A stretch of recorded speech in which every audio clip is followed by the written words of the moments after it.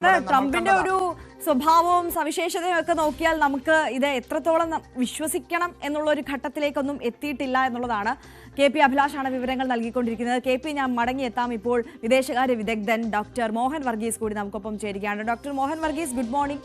വളരെ സമാധാനം തോന്നിക്കുന്ന അല്ലെങ്കിൽ സന്തോഷം പങ്കുവെക്കുന്ന ഒരു വാർത്ത എന്ന് വേണം ഈ ഘട്ടത്തിൽ നമുക്ക് കരുതാൻ.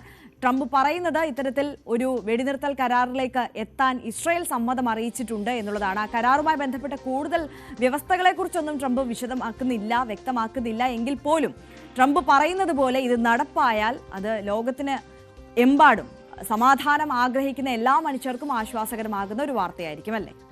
തീർച്ചയായും ലോകം കാത്തിരുന്ന ഒരു സന്തോഷ വാർത്ത തന്നെയാണ് ഇപ്പോൾ ട്രംപിലൂടെ പുറത്തു വന്നിരിക്കുന്നത്. ട്രംപാണ് പറയുന്നത് എന്നതുകൊണ്ട് എത്രത്തോളം വിശ്വസിക്കാം എന്നതിനെ കുറിച്ചുള്ള സംശയം മാത്രമേ ഉള്ളൂ.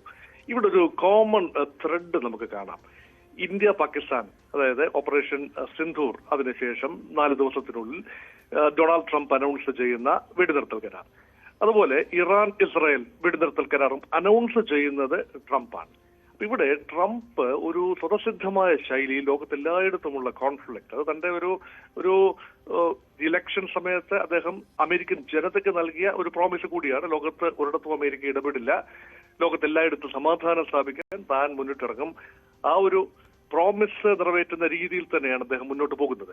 പക്ഷേ ഇവിടെ ഇസ്രായേലുമായി ട്രംപിന് സംസാരിക്കാൻ സാധിക്കും. തീർച്ചയായും ഇസ്രായേൽ ആഗ്രഹിച്ചതുപോലെ ട്രംപ് ഇറാനെതിരെയുള്ള യുദ്ധത്തിൽ വിമാനങ്ങൾ അയച്ചുകൊണ്ട്, ബങ്കർ ബസ്റ്ററുകൾ അയച്ചുകൊണ്ട് അദ്ദേഹം എടുത്ത നടപടികൾ യുദ്ധത്തിന്റെ അവസാനത്തിലേക്ക് കലാശിച്ചു. അദ്ദേഹം തന്നെയാണ് അനൗൺസ് ചെയ്തത്. സമാനമായ രീതിയിലാണ് ഗാസയിലെ നരഹത്യ.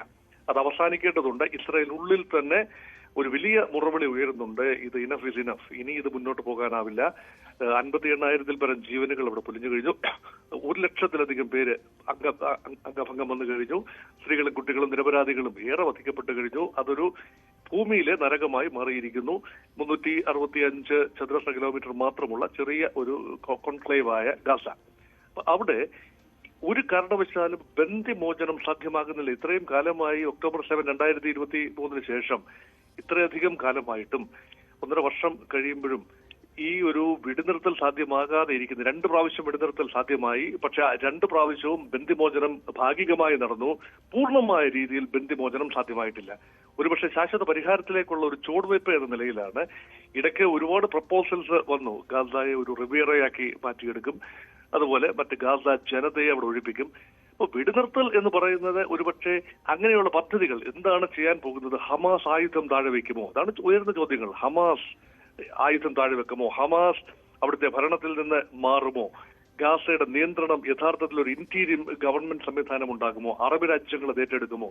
അതുകൊണ്ട് ഇത് ഇസ്രായേലും ഗാസയും മാത്രം തീരുമാനിക്കാവുന്ന, അമേരിക്കൻ മധ്യസ്ഥതയിൽ തീരുമാനിക്കാവുന്ന ഒരു വിഷയമല്ല. ഇനി അമേരിക്കൻ മധ്യസ്ഥത എന്നതും ഗാസയിലെ ജനങ്ങൾ അല്ലെങ്കിൽ ഗാസയിലെ ഹമാസ് എത്രത്തോളം അംഗീകരിക്കും എന്നതും വിഷയമാണ്.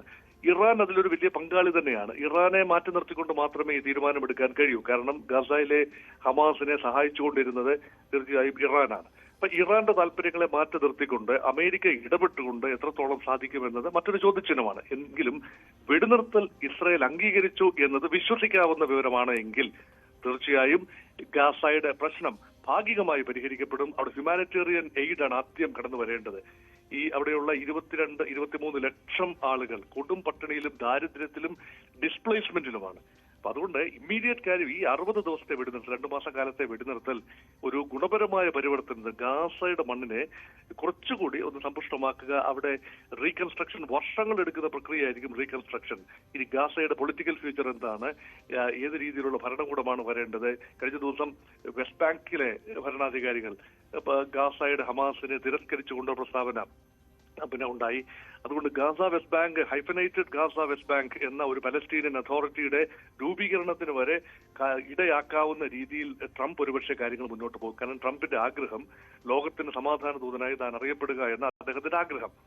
അത് നോബൽ സമ്മാനം എന്നത് ഒരു പരീക്ഷയ്ക്കായി തുടരാനാണ് സാധ്യത. കാരണം അദ്ദേഹം ഉപയോഗിക്കുന്ന മാർഗങ്ങൾ ഒരുപക്ഷെ നൊബേൽ സമ്മാനദാന കമ്മിറ്റിക്ക് സ്വീകാര്യമാകുന്ന മാർഗങ്ങൾ ആകണമെന്നില്ല.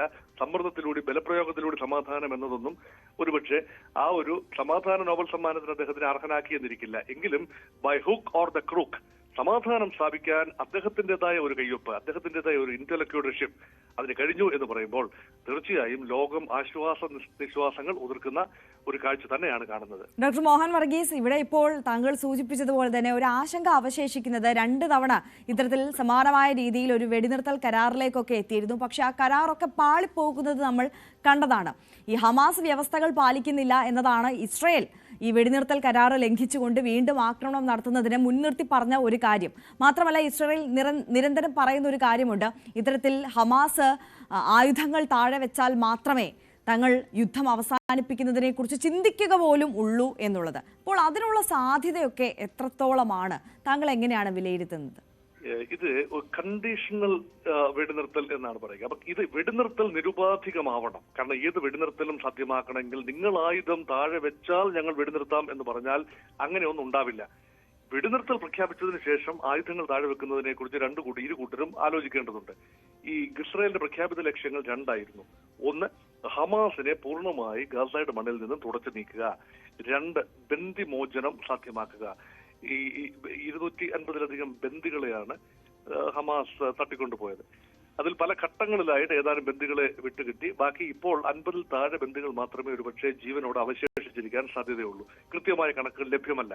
ഈ ബന്ദികളുടെ പൂർണ്ണമായ മോചനം സാധിക്കാതെ ഇസ്രായേലിന്റെ സർക്കാരിനും മുന്നോട്ട് പോകാനാവില്ല. കാരണം ബെഞ്ചമിൻ നെതന്യാഹു ഫേസ് ചെയ്യുന്ന ഒരു വലിയ പൊതുജന സമ്മർദ്ദമുണ്ട്. ഇവിടെ ബന്ദികൾ നെഗോഷിയേഷൻ എന്ന് പറയുന്നത് ബന്ദി മോചനത്തിന് സാധ്യമാകുന്നില്ല എങ്കിൽ ഘട്ടം ഘട്ടമായിട്ടാണ് ബന്ദികളെ മോചിപ്പിച്ചത്. ഇപ്പോഴും ഹമാസിന്റെ തടവിൽ ബന്ദികൾ ഉണ്ടാവാം, അവർ ജീവനോടെ ഉണ്ട് എന്നത് മറ്റൊരു കാര്യമാണ്. ഇപ്പൊ ബന്ദിമോചനത്തെ കുറിച്ച് കൃത്യമായ ധാരണ ഉണ്ടാവുകയും വെടിനിർത്തൽ ലാസ്റ്റ് ചെയ്യുകയും ചെയ്തു കഴിഞ്ഞാൽ ബാക്കി റീകൺസ്ട്രക്ഷൻ മറ്റു കാര്യങ്ങൾ ലോക സമൂഹത്തിന് എടുക്കാവുന്നതേ ഉള്ളൂ.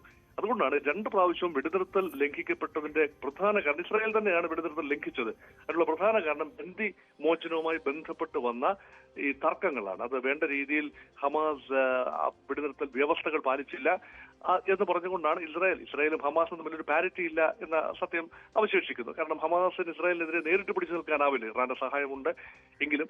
പക്ഷെ അവരുടെ പൂർണ്ണമായി ഹമാസിനെ അവസാനിപ്പിക്കാൻ ഇസ്രായേലിന് കഴിഞ്ഞിട്ടുമില്ല. അതുകൊണ്ടാണ് ഈ 2 ലക്ഷ്യങ്ങൾ അവശേഷിപ്പിച്ചുകൊണ്ടാണ് ഒരു ലക്ഷ്യമെങ്കിലും ബന്ദിമോചനം, പൂർണ്ണമായ ബന്ദിമോചനം എന്ന ഒരു ലക്ഷ്യം, ഇസ്രായേൽ ലക്ഷ്യമെങ്കിലും ഇസ്രായേലി സർക്കാർ, ഇസ്രായേലി ജനതയോട് പറയാൻ കഴിയുമെങ്കിൽ മാത്രമേ അവിടെ ഒരു ശാശ്വതമായ വെടിനിർത്തൽ സാധ്യമാവൂ. ആ രീതിയിൽ ആരാണ് ഗ്യാരണ്ടീസ് കൊടുക്കുക? ഇതൊക്കെ തന്നെയാണ് ഉയരുന്ന ചോദ്യം. അതുകൊണ്ടാണ് നേരത്തെ പറഞ്ഞത് വളരെ ശരിയാണ്. 2 പ്രാവശ്യം വെടിനിർത്തൽ പ്രഖ്യാപിച്ചു. ആദ്യം യുദ്ധം തുടങ്ങി ഏതാനും ആഴ്ചകൾക്കുള്ളിൽ ആദ്യ വെടിനിർത്തൽ, പിന്നീട് 1 വർഷത്തിന് ശേഷം മറ്റൊരു വെടിനിർത്തൽ. ഇത് 2ഉം ശാശ്വതമായ സമാധാനത്തിലേക്ക് എത്തിയില്ല എന്നത് പരിഗണിക്കുമ്പോൾ 1-ൽ പിഴച്ചാൽ 3 എന്ന തത്വം, ഒരു സാമാന്യ തത്വം എടുത്തുകൊണ്ട് ഇപ്രാവശ്യം ശാശ്വതമായ വെടിനിർത്തൽ സാധ്യമാകും എന്ന് തന്നെയാണ് പ്രതീക്ഷ. തീർച്ചയായും. വളരെ നന്ദി ഡോക്ടർ മോഹൻ വർഗീസ്, ഈ ഘട്ടത്തിൽ ഞങ്ങളോടൊപ്പം ചേർന്നതിന്. Thank you so much. KP Abhilash നമുക്കൊപ്പം തുടരുന്നുണ്ട്. KP, ഇതിപ്പോൾ മോഹൻ വർഗീസ് ചൂണ്ടിക്കാണിച്ചതുപോലെ തന്നെ 2 തവണ പാളിപ്പോയ ഒരു വെടിനിർത്തൽ കരാറാണ് അത് നമ്മുടെ മുന്നിലുണ്ട്. പക്ഷേ ഇത്തവണ അങ്ങനെ ആകില്ല. സാഹചര്യം, ശാശ്വതമായ ഒരു സമാധാനം പുനഃസ്ഥാപിക്കാൻ കഴിയുമെന്നുള്ള പ്രതീക്ഷ ട്രംപ് തന്നെ മുന്നോട്ട് വെക്കുന്നുണ്ട്. എന്തായാലും അങ്ങനെ ഉണ്ടായി കഴിഞ്ഞിട്ടുണ്ടെങ്കിൽ നേരത്തെ നമ്മൾ സൂചിപ്പിച്ചതുപോലെ തന്നെ ലോകത്തിന് ഒന്നാകെ ആശ്വസിക്കാൻ കഴിയുന്ന വകയായിരിക്കും. ഇതിൽ ഖത്തറിൻ്റെയും അതേപോലെ തന്നെ ഈജിപ്തിൻ്റെയും ഇടപെടലിനെ കുറിച്ച്, അല്ലെങ്കിൽ അവർ മറ്റു കാര്യങ്ങൾ വിശദീകരിക്കും എന്നുള്ള തലത്തിൽ കൂടി ട്രംപ് പ്രതികരിച്ചിട്ടുണ്ട് എന്നതാണ് മനസ്സിലാക്കുന്നത്. എന്താണ് ഇതുമായി ബന്ധപ്പെട്ട് കൂടുതലായി അദ്ദേഹം പറഞ്ഞത്? ആര്യ, ഞാൻ നേരത്തെ സൂചിപ്പിച്ചതുപോലെ ഡൊണാൾഡ് ട്രംപിന്റെ സോഷ്യൽ മീഡിയ പ്ലാറ്റ്ഫോമിലൂടെയാണ് ഇദ്ദേഹം ഇക്കാര്യം വ്യക്തമാക്കിയിട്ടുള്ളത്. അദ്ദേഹം പറഞ്ഞ വാക്കുകളുടെ രത്ന ചുരുക്കം ഇങ്ങനെയാണ്: ഗാസ വിഷയത്തിൽ എൻ്റെ പ്രതിനിധികൾ ഇസ്രായേലുമായി ദീർഘവും ഫലപ്രദവുമായ ചർച്ച നടത്തി. 60 ദിവസത്തെ വെടിനിർത്തലിന് ഇസ്രായേൽ സമ്മതിച്ചിട്ടുണ്ട്. ഈ സമയത്ത് യുദ്ധം അവസാനിപ്പിക്കാനും സമാധാനമുണ്ടാക്കാനും എല്ലാവരുമായി ചേർന്ന് പ്രവർത്തിക്കും. ഈ എല്ലാവരുമായി ചേർന്ന് പ്രവർത്തിക്കും എന്നതിൽ നിന്ന് തന്നെ നേരത്തെ ഡോക്ടർ മോഹൻ വർഗീസ് സൂചിപ്പിച്ചതുപോലെ അറബ് രാജ്യങ്ങൾ ഉൾപ്പെടെ ഉള്ള രാജ്യങ്ങളുമായും ഇറാൻ അടക്കമുള്ള രാജ്യങ്ങളുമായും ചർച്ച നടത്തും എന്ന് വേണം നമുക്ക് വായിച്ചെടുക്കാൻ. സമാധാനം പുനഃസ്ഥാപിക്കാൻ വളരെയധികം പരിശ്രമിച്ച ഖത്തറും ഈജിപ്തും അന്തിമ നിർദ്ദേശം അവതരിപ്പിക്കും എന്നുള്ളതാണ്. അപ്പോൾ ഈ അന്തിമ നിർദ്ദേശം അവതരിപ്പിക്കുമ്പോൾ മാത്രമാണ് എന്താണ് ധാരണയിലേക്ക് എത്തിയിട്ടുള്ളത് എന്നുള്ളതാണ്. ഇത് നമുക്ക് 2 ഭാഗത്ത് ഭാഗത്ത് നിന്നാണ് നോക്കിക്കാണേണ്ടത്. ഒന്ന്, ഇസ്രായേലിന്റെ ഭാഗത്ത് നിന്ന്. നമുക്കറിയാം ഇസ്രായേൽ പ്രധാനമന്ത്രി ബെഞ്ചമിൻ നെതന്യാഹു ഇപ്പോൾ രാജ്യത്തിനകത്ത് വിചാരണ നടപടികൾ, അഴിമതി കേസുമായി ബന്ധപ്പെട്ട വിചാരണ നടപടികളടക്കം നേരിടുന്ന ഒരു പശ്ചാത്തലമുണ്ട്. അതോടൊപ്പം ഇസ്രായേലിന്റെ ശത്രുപക്ഷത്ത് നിന്ന് വിഭാഗങ്ങൾ, അതായത് വിമതർ എന്ന് അവർ വിശേഷിപ്പിക്കുന്ന വിഭാഗങ്ങളെ എല്ലാം തന്നെ ഏതാണ്ട് ഇല്ലാതാക്കിയിട്ടുണ്ട്. അതിലേറ്റവും പ്രധാനപ്പെട്ടത് ഗാസയിലെ ഹമാസ് തന്നെയായിരുന്നു.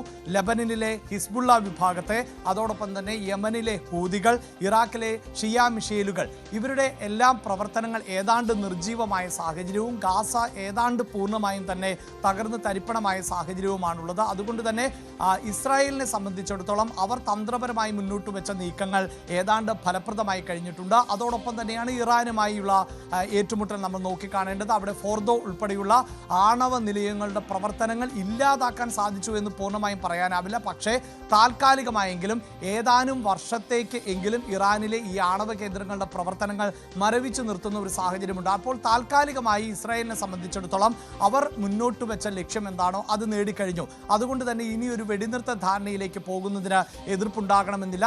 ഇനി ഹമാസിന്റെ ഭാഗത്ത് നിന്ന് ഇതിന്മേലുള്ള പ്രതികരണം എന്താകും എന്നത് വളരെ പ്രധാനപ്പെട്ടതാണ്.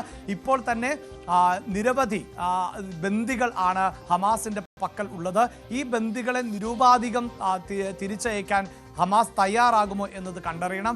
ഒരു കാര്യം കൂടി കൂട്ടിച്ചേർക്കാനുള്ളത്, നേരത്തെ ഈ ഹമാസിന് മേൽ അല്ലെങ്കിൽ ഗാസയ്ക്ക് മേൽ അമേരിക്ക അടക്കം വലിയ അവകാശവാദങ്ങൾ ഉന്നയിച്ചിരുന്നു. അതായത് ഈ ഗാസ ഉൾപ്പെടുന്ന പ്രദേശത്തെ പുനർനിർമ്മിക്കും, അവിടെ ഒരു ടൗൺഷിപ്പ് ആക്കി മാറ്റും, അവിടെ ഒരു ആഭ്യന്തരമായിട്ടുള്ള സർക്കാർ സംവിധാനത്തെ നടപ്പിലാക്കും. പക്ഷേ ഹമാസ് അതിനെ എതിർത്തിരുന്നു.